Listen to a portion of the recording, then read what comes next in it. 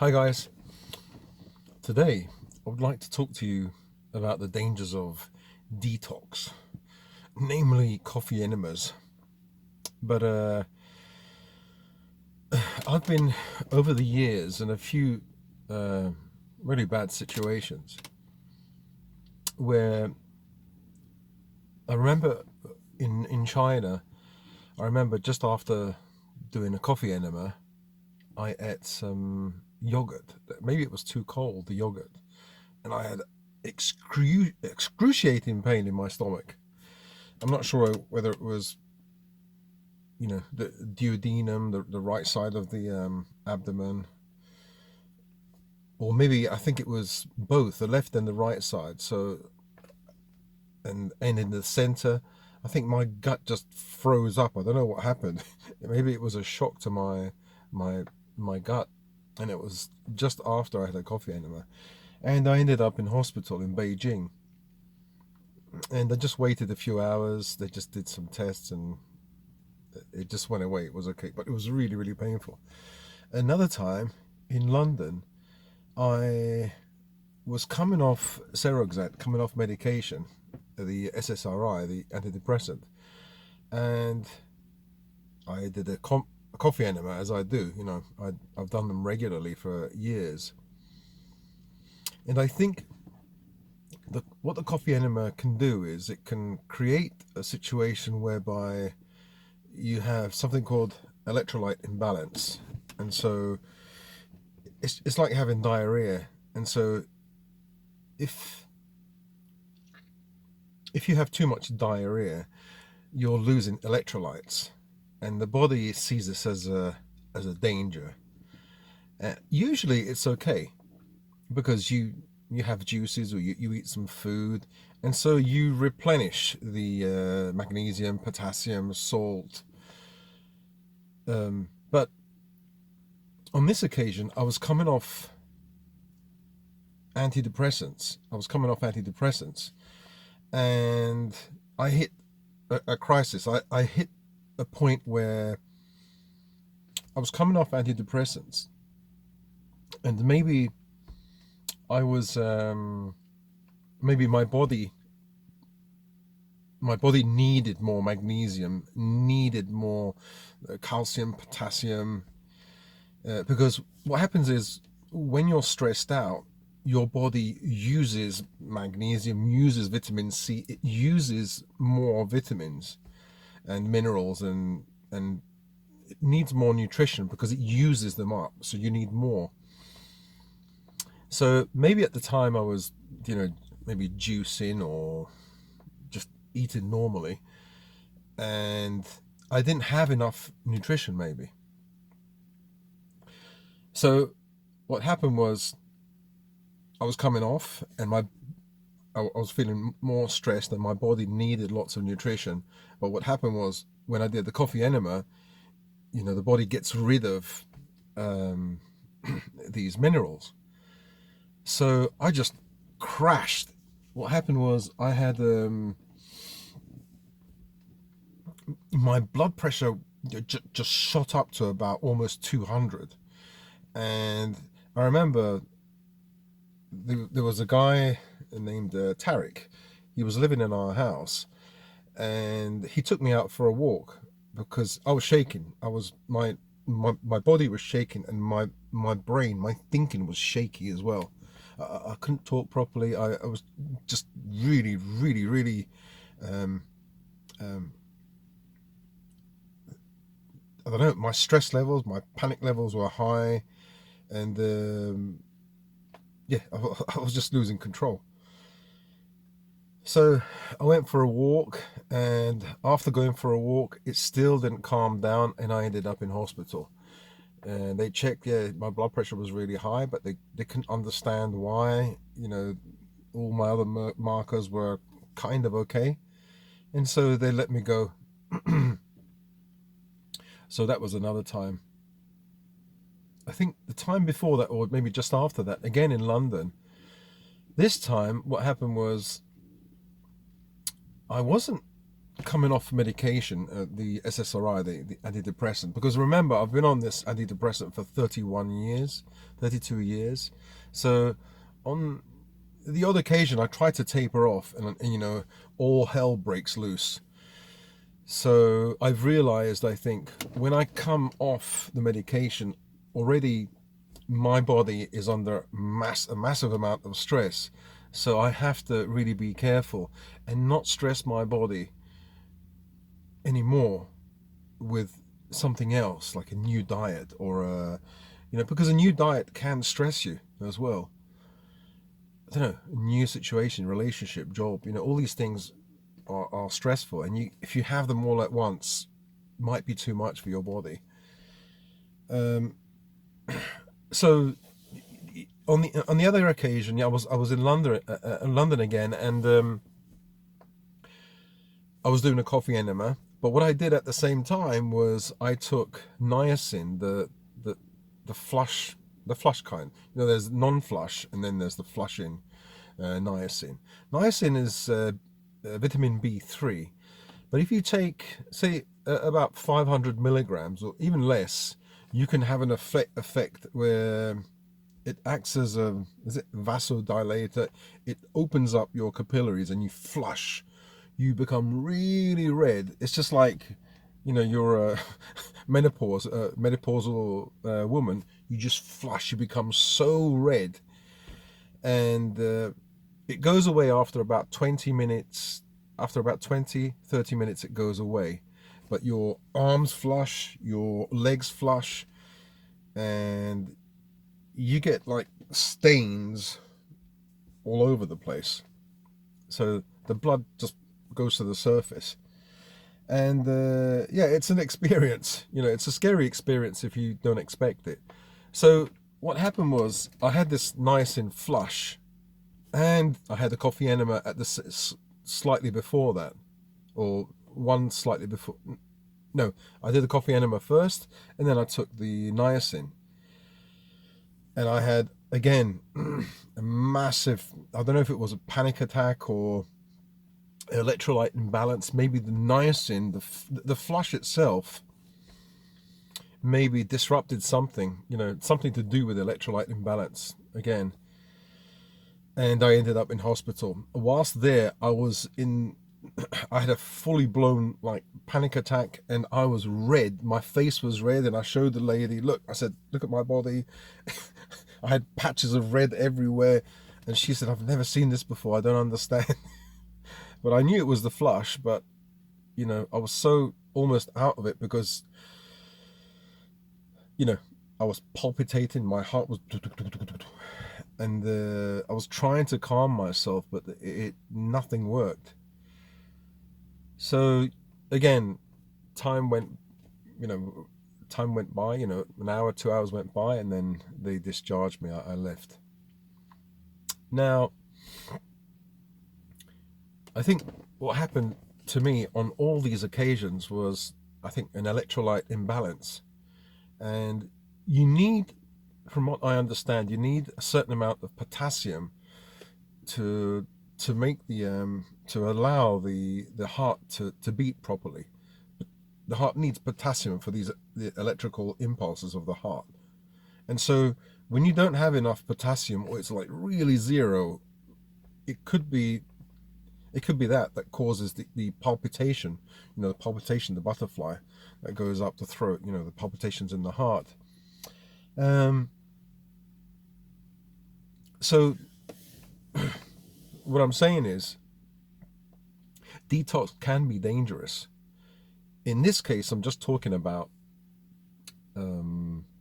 coffee enemas, but some people can go on a juice fast, and that could be dangerous because, and you will usually, I feel something, there is an initial shock to the system, and you might feel dizzy, you might feel sick, every time you change a diet, for example.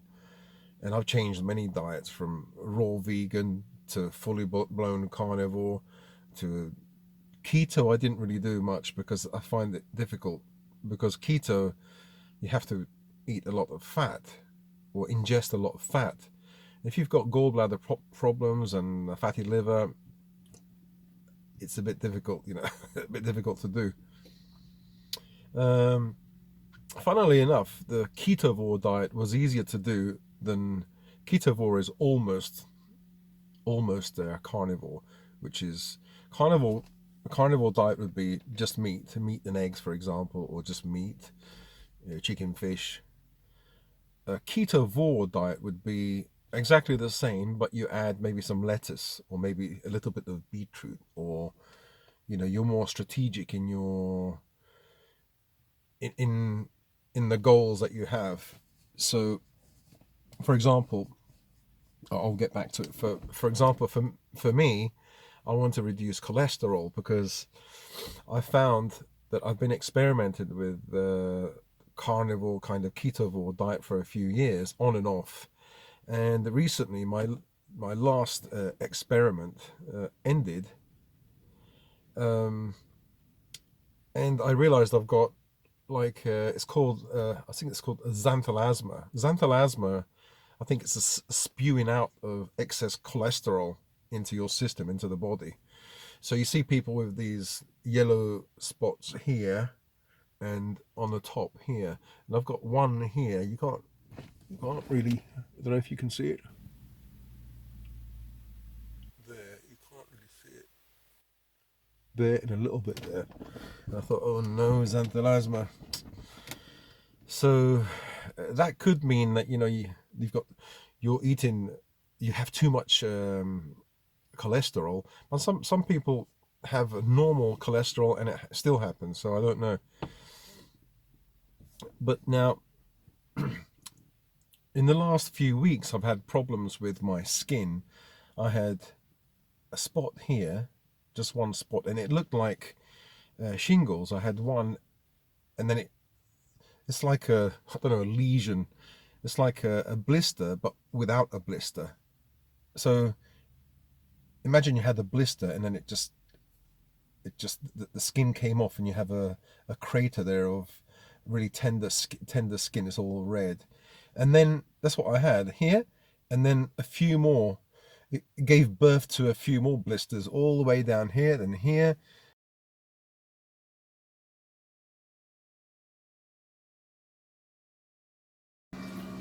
Up here as well. Yeah. Gone to my neck. There's one here. And then obviously that way. You see that one? Small one there, and one there. So it's just delivered 3 children. The one on my face is these ones are drying up. So if they dry up, that's okay, and they don't get closer to the eye. These ones here, I just scratched myself, so it's my fault. I spread them. These ones here, I worry about. This is a new one. That's a new one. Maybe because I scratched them, so I shouldn't touch them. So I don't know. So these are drying up. The one on my ear, I think, is drying up as well. So I have to just keep an eye on these ones, the ones near my face. These ones here are horrible, but there's nothing dangerous there for them to go to. So I wondered, where's this come from? So I took 2 or 3 courses of antibiotics, antiviral, and then I took no, the second time I had a antiviral, fungal, and biotic cream to apply topically, externally on the surface. So when this ended, I couldn't have a beard. Sorry, I had to have a beard because I couldn't shave. Because when you've got craters here and they're scabbing over, if you try shaving, you'll open them up again. I didn't want to have more of an infection, and I was worried because these craters here were getting closer to my eye, and if it was herpes, herpes zoster or shingles they call it, it can be really dangerous because if it creeps up and it reaches your eye, then you can lose your eye. You can go blind. That's called HZO, herpes zoster, or ophthalmicus, I think it is called. And usually you'll know that because the trigeminal nerve, the nerve I think that supplies the trigeminal nerve, this area, you'll know. I think you'll, if I'm not, if I'm if I'm right, you know by the, I think it's called Huntington's sign. If you have lots of spots here and they're getting close to your eye, and then you have a spot on your nose, that's the Huntington's sign, I think, if I've got that right. So that's when you have to go for a strong antiviral, which they do by IV. Luckily, that didn't happen with me. Another thing that can happen is a Ramsay Hunt. So when you've got a carpet bomb in here of your face, it can actually start to affect the facial nerves, and you can have paralysis and the droop as well. That's called Ramsay Hunt. So I actually had a little bit of paralysis on my face, but it's just because I had lots of these lesions everywhere. It was bloody horrible. And I thought, what the hell's happening to me? At one stage I thought, do I have HIV? Are these lesions, that just came out of nowhere? And maybe I had HIV for 20 or 30 years and I didn't even know about it. So I got pretty scared. So after about a week or so, about 2 weeks, this other side, I shaved. And then I thought, oh, wonderful. And then this other side, I started to have a spot in the exact same, the opposite area. And I thought, no, it can't be.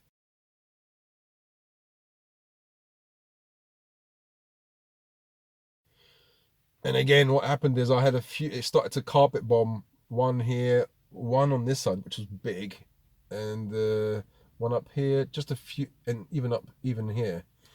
I thought, no, again. So I had to take doxycycline, which is an antibiotic, because they did a swab test, and they found that it was it streptococcus or strep C? So, which is something that you have on your skin anyway. You have it's kind of not dormant, but it lives on your skin. And Dave, our dog, had it also that week, and he had problems with his ears. So I suppose all the dogs have. Well, if it lives on us, dogs have it. We have it. So I either got it from the dog, or my immune system crashed and it allowed an infection to happen. Because if you scratch yourself like this, you create a little inflammation, a little damage, and that strep C can go inside and start infecting you, and your body reacts. But normally your immune system, I just scratched myself, my immune system should be okay. That's what I was worried about. Oh, in cases of HIV, your immune system is almost non-functional. I haven't really looked up on HIV for decades, but I assume that's what kind of happens. So, what happened? What I think happened, I'm thinking could have been the case, going back to detox and going back to the carnivore diet or ketovore diet, I was eating a meat-heavy diet and just a tiny amount of the vegetables. So it was a low-carb diet. And, fruits and vegetables have lots of minerals and vitamins and, healthy compounds. They feed the gut microbiome. And this is what the carnivore diet or the ketovore diet doesn't really have. You do have some vitamins and maybe not minerals, but you have some you have nutrition, and it's meat is a nutrient dense food, but it doesn't feed the gut.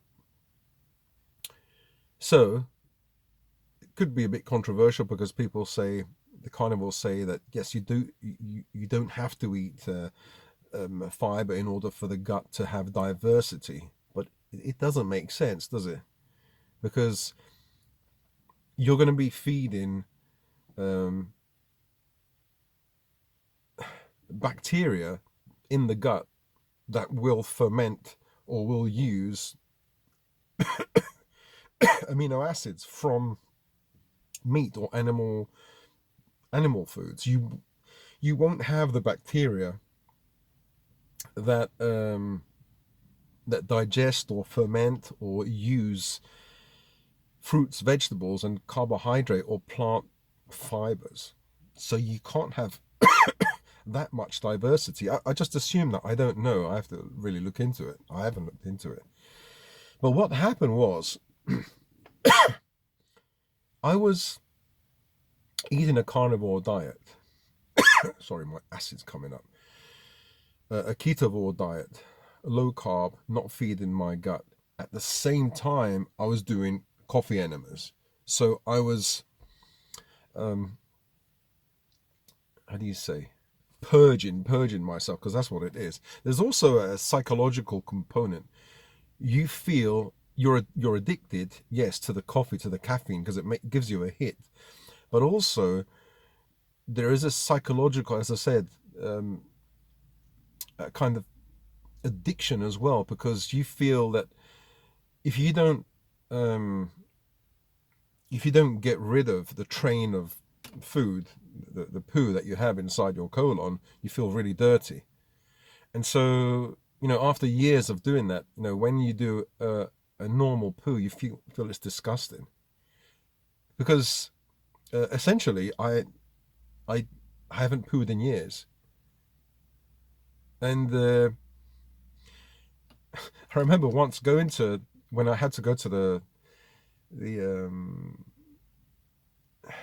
what is it to the hospital, and the nurse said to me, well, what are your bowel movements like?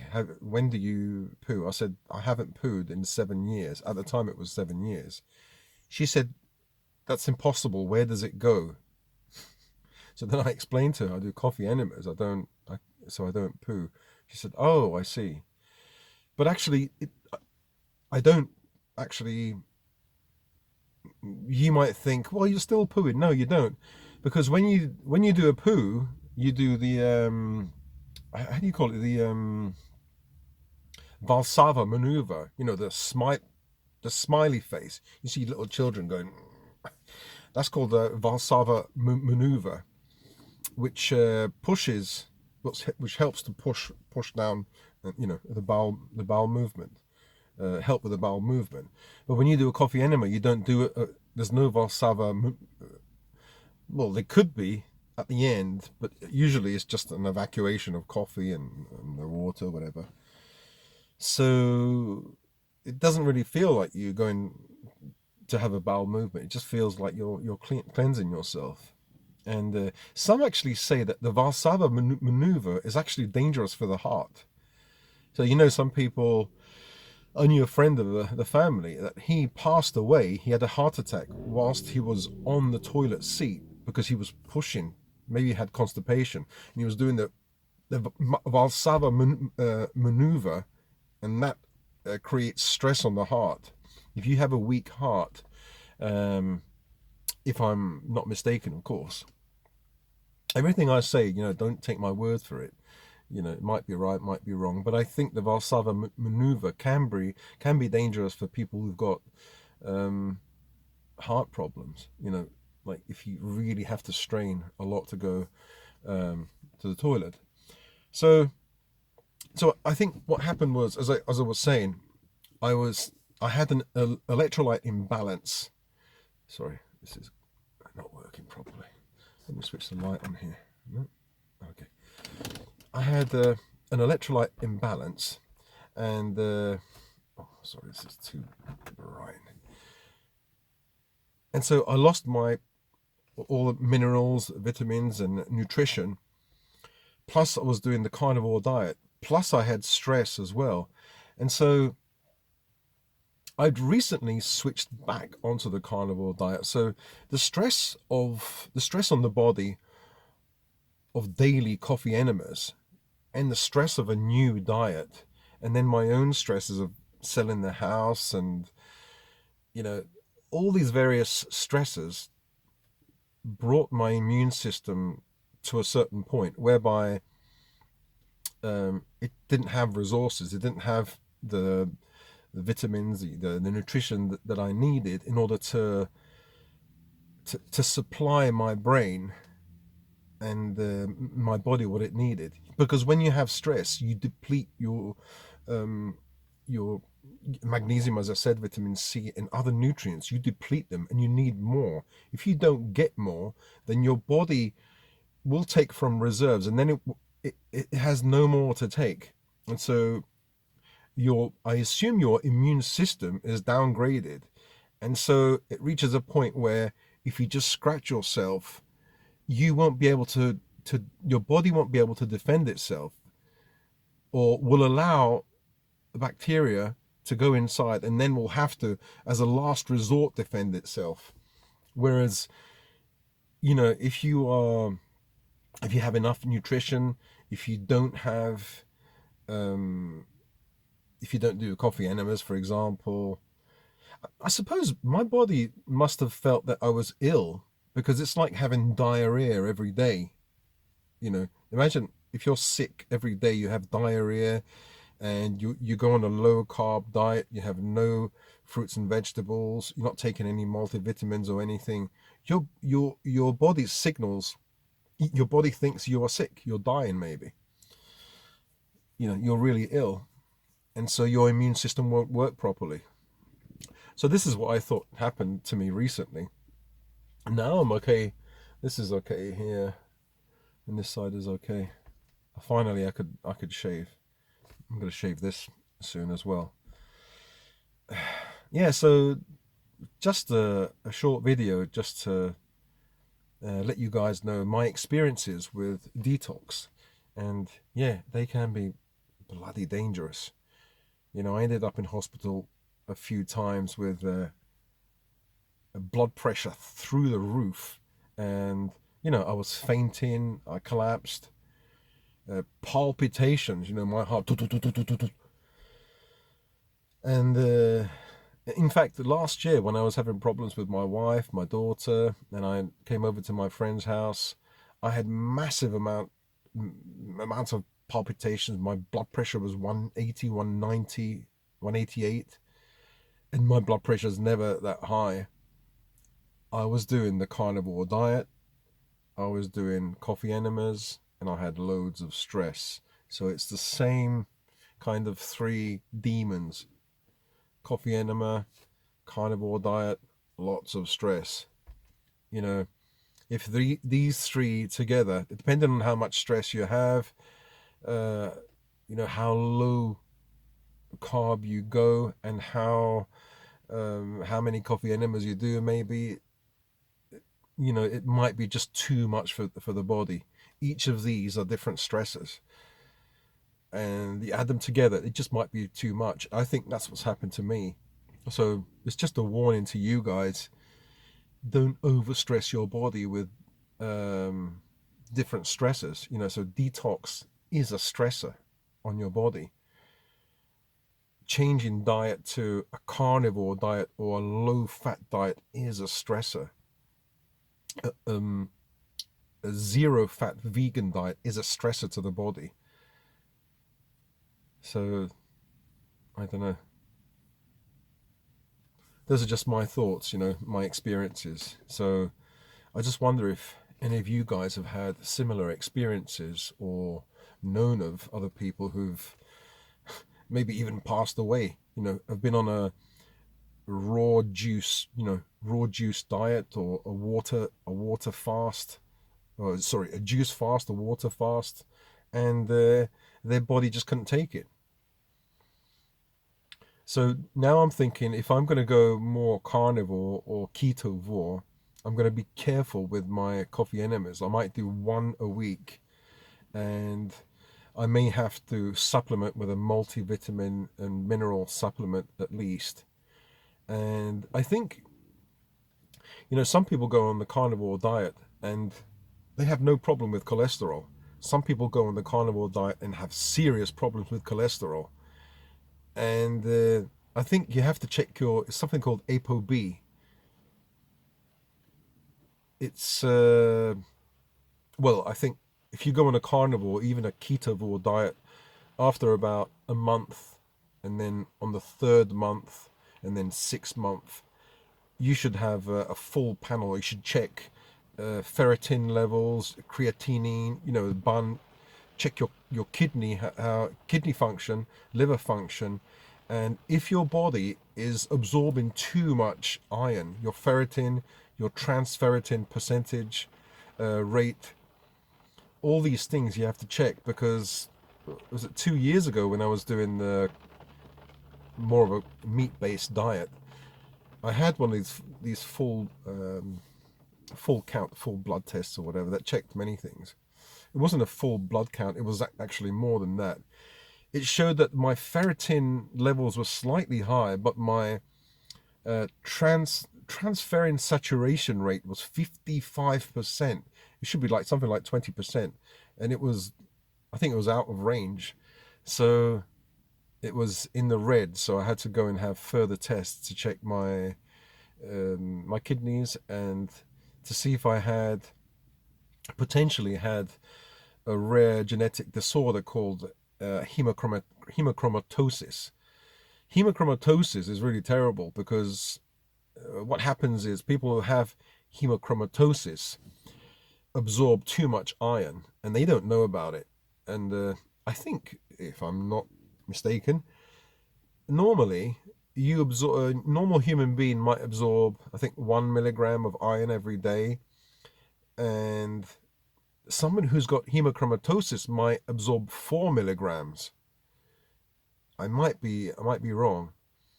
So this is why men have more of a problem with iron overload, because they eat more meat, they don't have menstrual periods.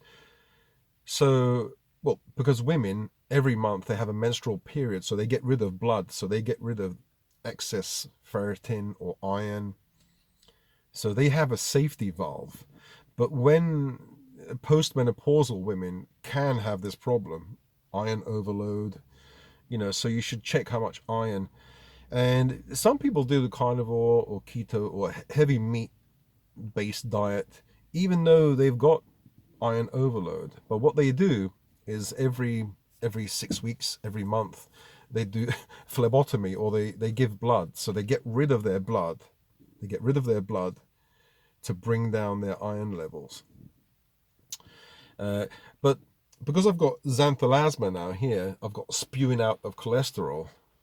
If I do eat more meat-based or more ketovore, I'm going to add things like beetroot, a little bit of if I eat meat, I'll add a little bit of beetroot, because beetroot helps to stops the recycling of cholesterol. So in the gut, your in the gut, the natural course of events is that old bile and old cholesterol will recycle back into the liver. But if you eat things like beetroot absorbs the cholesterol and bile and sends it out with your bowel movement, so it lowers cholesterol. Other things that lower cholesterol, I think, flax seeds and what is it? And oats. But the thing is, you can't really do oats on a on a carnivore diet, or may have to do a little bit just to bring the cholesterol down. Or exercise will bring cholesterol down as well. So I have to figure out what I can do to bring cholesterol down, and then test the ApoB and all these other markers whilst I'm doing it. But all these things cost money. All these tests are expensive. But it could be life-saving, so I think that's what I'll do once I sell the house and I have some money. I'll do the diet properly, and then take it from there. But yeah, have you guys had problems with detox and coffee enemas and fasting or things like that? It can be really dangerous. So everyone talks about, oh, detox this, detox that, but they don't talk about the dangers. As I've done on many occasions, you can end up in hospital. Um, Yeah, so I know people are going to say, oh, just eat a balanced, clean diet. I know, I know. Anyway, see you guys. Spiral upwards, as always, and see you in the next video. And be safe. My head in my hands, listen up, says my teacher. In front of the class, he says if you're not a believer, I've you, that's on you. Better shape up and pay your dues. I've you, that's on you.